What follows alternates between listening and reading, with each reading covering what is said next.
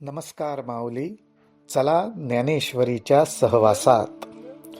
ज्ञानेश्वरी अध्याय 2 मधल्या 220 ते 225 ओव्यांवरती थोडेसे मुक्त चिंतन.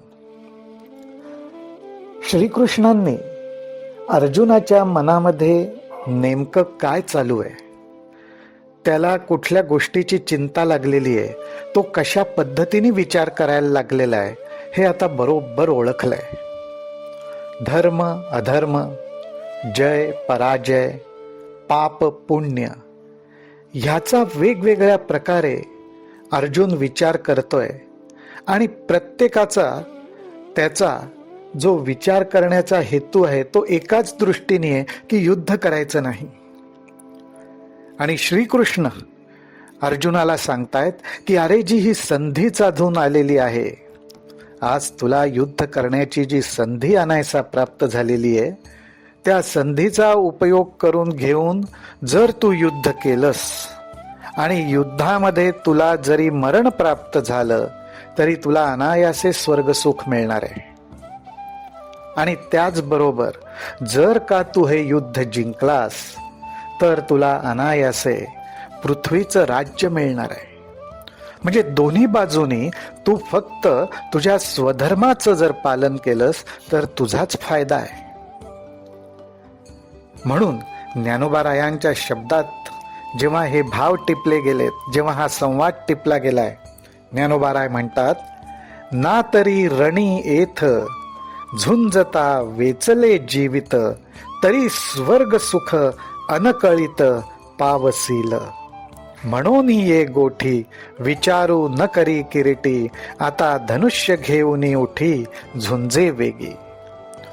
जणू काही माऊली आपल्याला सांगतायत की साधक जन हो, आपण सुद्धा जर का आपल्या स्वधर्माचं पालन केलं तर एखाद वेळेस त्या स्वधर्माचं पालन करत असताना, आपलं कर्तव्य करत असताना एकदम फळ मिळणार नाही, पण त्याचा शेवट हा सुखात होईल, समाधानात होईल. आणि जर का आपल्या कर्तव्याचं पालन करता करता त्या कर्माचं फळ मिळालं तर ते सुद्धा सुखच असणार आहे. स्वधर्माचं पालन करत, आपल्या कर्तव्याचं पालन करत, आपल्या आत्महिताचं जे आहे किंवा ज्याच्यात आपलं आत्महित आहे असा योग्य अयोग्य विचार करून जर आपण कर्म करत राहिलो तर माऊली म्हणतात, अशामुळे जर आपल्यात काही दोष असतील तर त्या दोषांचा नाश होईल. देखे स्वधर्मू हा आचरता, दोषू नाशे असता, तुझ भ्रांती हे कवण चित्ता एथकाची.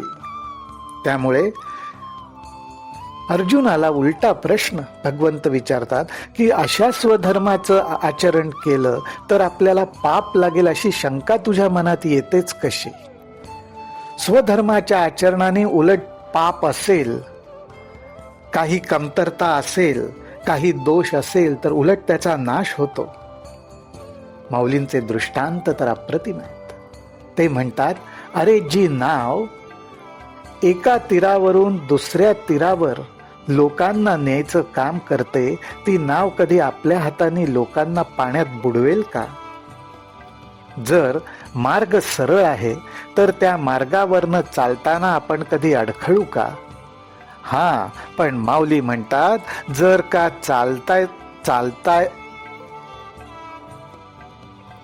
पण माऊली म्हणतात, चालायचं कसं हेच जर माहिती नसेल तर मात्र सरळ मार्गावरनं चालताना सुद्धा अडखळायला होईल बरं. आज जणू काही अर्जुनाची तशीच अवस्था झाली आहे. मार्ग सरळ दिसतोय, चालून आलेला आहे आपल्या दारी, परंतु त्याला कसं चालायचं हे माहिती नाहीये. आणि श्रीकृष्ण प्रयत्न करतायत, त्याला हाताला धरून चालवण्याचा प्रयत्न करतायत, चालवायला शिकवायचा प्रयत्न करतायत. माऊली आपल्याला म्हणतात, अमृते तरीची मरिजे, जरी विखेंसी सेविजे, तैसा स्वधर्मे दोषू पाविजे हेतूकपणे.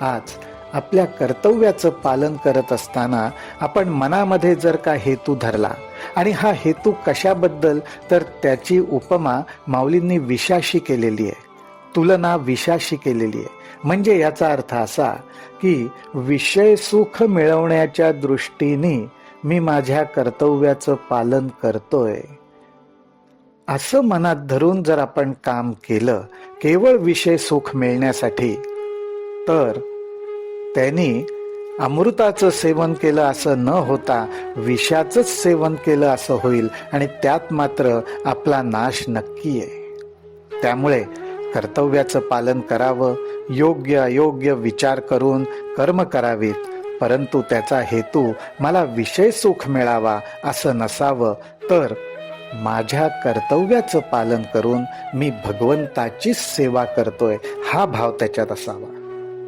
आणि असा जर भाव ठेवला तर ज्ञानोबाराय म्हणतात, म्हणून तुझ पार्था हेतू सांडोनी सर्वथा. हेतू सांडोनी सर्वथा.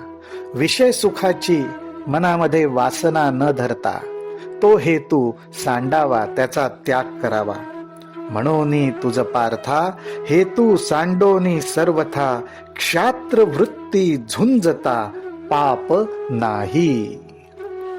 या ठिकाणी ज्ञानोबारायांनी क्षात्र धर्म असं न म्हणता क्षात्र वृत्ती म्हटलेलं आहे.